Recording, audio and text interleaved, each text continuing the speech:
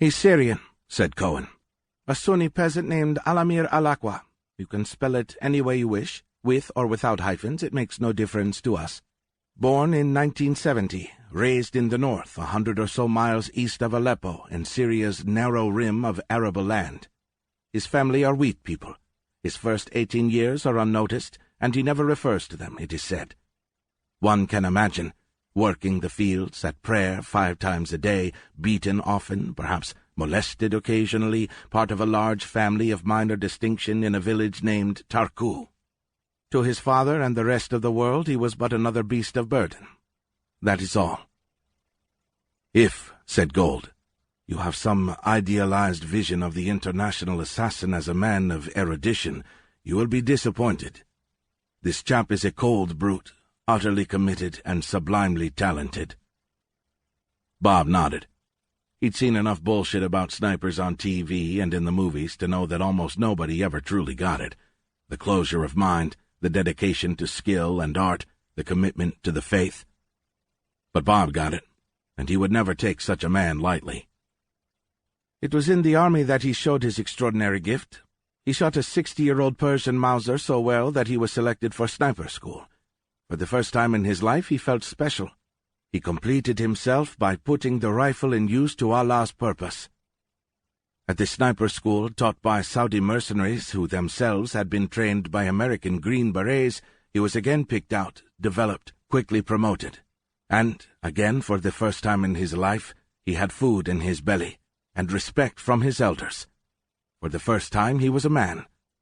We assume he drew first blood in 1990. His targets, however, were not infidels but co-religionists.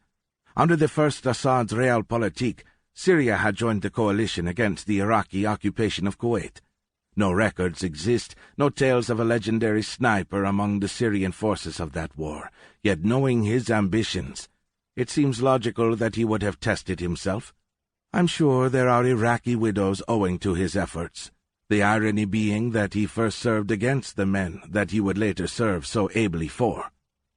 But his real experience, Cohen said, came as a specialist with the Minister of Defense's campaign to exterminate opposition to Assad and the Ba'athists in the 90s.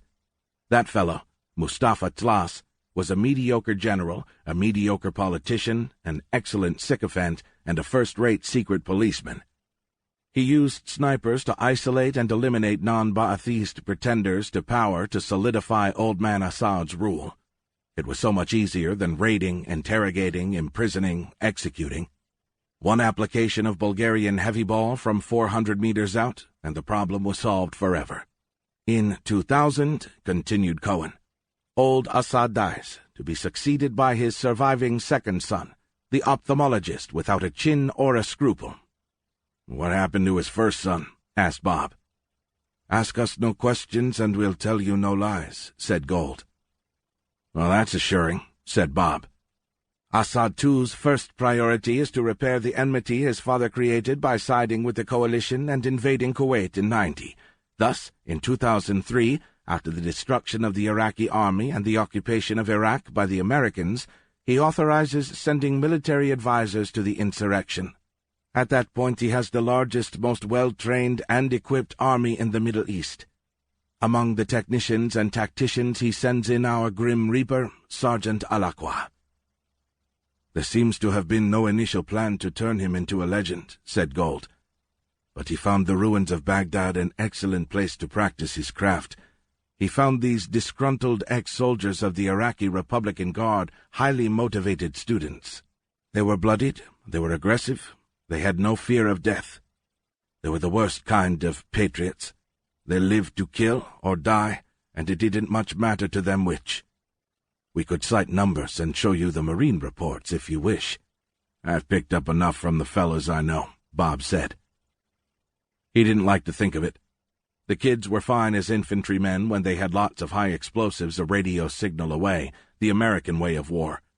But the shattered wilderness of a city, all confusion and confinement where the bad guys knew the streets so much better, the kids, at least the first rotation of them, were just so many sitting ducks.